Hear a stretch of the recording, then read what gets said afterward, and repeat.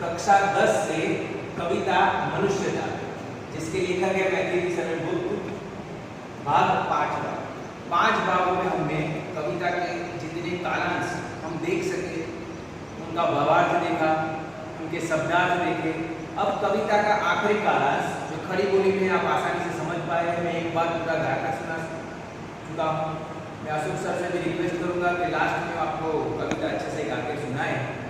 अब कविता का आखिरी भाग और आखिरी कालांश जो आपके सामने मैं पढ़कर उसका भावार्थ और उसका शब्दार्थ समझाने जा रहा हूँ, आप ध्यान से सुनिएगा। कविता का आखिरी कालखंड है कि चलो अभिष्ट मार्ग में सहस्त्र खेलते हुए, विपत्ति विघ्न जो पड़े उन्हें धकेलते हुए, घटे न है हेल मेल हाँ, घटे न हेल मेल हाँ, बड़े न भिन्नता कभी, अतर्क एक पंथ के सतर्क पंथ हो सभी, तभी समर्थ भाव है कि तारता हुआ करे, वही मनुष्य है कि जो मनुष्य के लिए बने। फिर से एक बार दोहराता हूँ, तत्कालीन समय में, हाल के समय में जहाँ नफरतों का दौर है, ये पंक्तियाँ मैथिली शरण गुप्त की हमें बहुत कुछ सिखा जाती है। अगर हम सीखना चाहें तो चलो अभिष्ट मार्ग में सहस्त्र खेलते हुए, विपत्ति विघ्न जो पड़े उन्हें धकेलते हुए, घटे न हेल मेल हाँ, बढ़े न भिन्नता कभी, अतर्क एक पंथ के सतर्क पंथ हो सभी,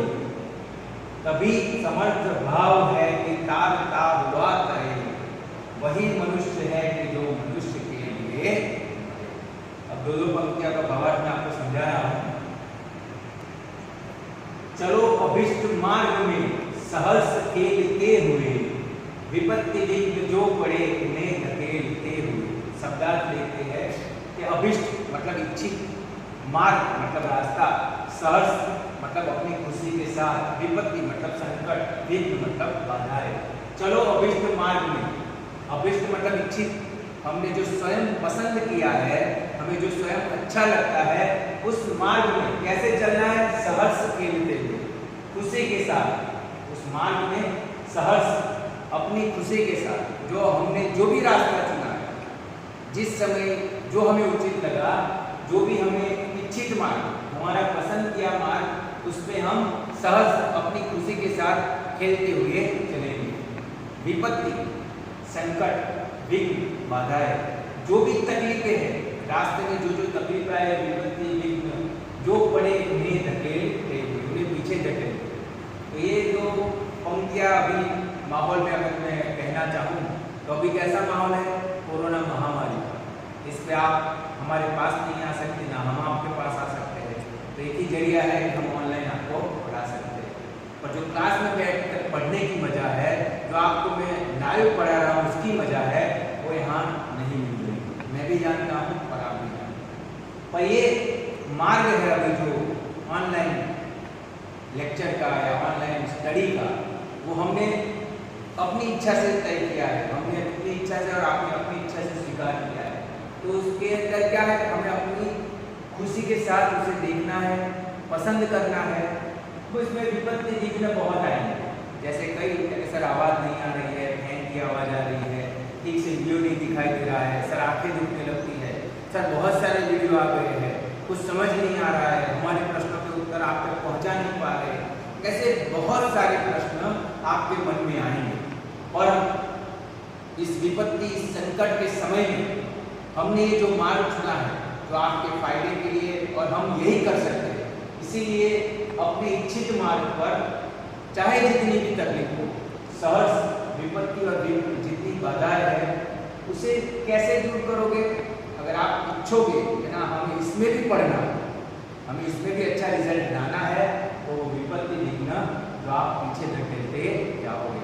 यही हम इस परिस्थिति में नहीं, पढ़ने के बाद के समय में आप जीवन के रास्ते पे चल निकले, जीवन संसार के रास्ते पे निकले, तब भी ऐसी बहुत सारी बाधाएं आएंगी आपके रास्ते में। तो जो आप रास्ता पसंद करोगे, जीवन भर विघ्न और बाधाएं, विपत्ति आती रहेगी, पर उसे आपको धकेलने चलना है, अपने इच्छित मार्ग पर अपनी खुशी के साथ चलना है। आगे की दो पंक्तियां लेते हैं। 2 स्टार। घटे न हेल मेल हाँ, बढ़े न भिन्नता कभी, अतर्क एक पंथ के सतर्क पंथ हो सके। पहले शब्दार्थ देखते हैं। अतर्क मतलब तर्क से परे, कोई आर्ग्यूमेंट नहीं। जैसे मैं कहूँ कि आपको पढ़ना है तो आपको पढ़ना है, उसका कोई तर्क नहीं आता। सतर्क, सतर्क मतलब सावधानियां। अब आपको समझा देता हूँ कि मैथिली शरण गुप्त क्या कहना चाहते हैं। मैथिली शरण गुप्त कहना चाहते हैं कि चाहे परिस्थिति कैसी भी हो, घटे न हेल में, हमारा जो मिलना जुलना है, जो प्रेम भाव है एक दूसरे के प्रति, वो किसी भी परिस्थिति में घटना नहीं चाहिए।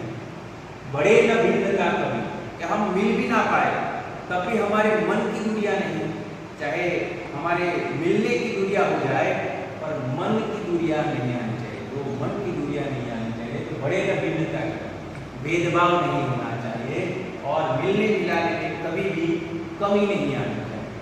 अतर्क पंथ एक थे, तो तर्क से परे, तर्क के परे जो पंथ है, रास्ता है, उसके कैसे यात्री है सतर्क, सावधान यात्री पंथ हो सके, जो तर्क से परे रास्ता हो, इसमें जो सभी चलने वाले हो वो कैसे है सावधान यात्री। पर कैसे होने चाहिए वो सभी, पंथ हो सभी, जितने भी सावधान है, अलग अलग विचारधारा के लोग हैं। पर जब किसी ऐसी बात पर जहाँ जिस बात पर का तर्क नहीं कर सकते, जैसे ईश्वर, अल्लाह, गॉड, उसके अस्तित्व पर हमें तर्क करना फिजूल है। तो जैसे ऐसी कोई बात हो जिस पर हम तर्क नहीं कर सकते, तो तमाम प्रकार के यात्री, सावधान यात्री, अलग अलग विचारों के यात्री वहाँ हेल साथ मिलकर उस रास्ते पर चलेंगे। अगर आपको अभी के परिस्थिति में समझाना चाहूँ तो कि कोरोना में हम मिल नहीं सकते, आप आपस में मिल नहीं सकते, बहुत दूरियां हो गई, 4-4 मंथ हो गए हैं, आप अपने परिवार से नहीं मिले हैं, अपने कजिन ब्रदर से नहीं मिले हैं, अपने टीचर से नहीं मिले हैं, अपने दोस्तों से नहीं मिले हैं, तब भी क्या बीच का जो प्रेम है आपका और हमारा, आपका अपना परिवारजनों का, वो कम हुआ है? नहीं हुआ ना। तो वही कहना चाहते हैं, घटे न हेल मेल हाँ, मिलना जुलना कभी कम नहीं करना चाहिए। पर ऐसी परिस्थिति की वजह से अगर कम हो भी गया है तब भी बढ़े न भिन्नता कभी, के बीच में दूरी नहीं आनी चाहिए। जैसे अतर्क पंथ, अभी अतर्क पंथ कौन सा है कि चाहे कोई भी परिस्थिति आए, कभी स्कूल और लेट हो जाए आने में, पर पढ़ना तो है ना, वो तर्क से परे की बात है, उसमें कोई तर्क नहीं कर सकता कि सर ऐसा नहीं, ऐसा करेंगे। कितने लोग आज कह रहे हैं कि 1 साल अगर निकाल देंगे तो क्या फर्क पड़ेगा। तो उनको ये समझाना जरूरी है कि अगर एक लड़की के जीवन में से उसका 1 साल ले लिया जाए पढ़ाई का, तो उसे जो नुकसान होता है वो वही जान सकता है, या शिक्षा के जो हम नियामक है वो जान सकते हैं, बाकी कोई जान सकता नहीं है।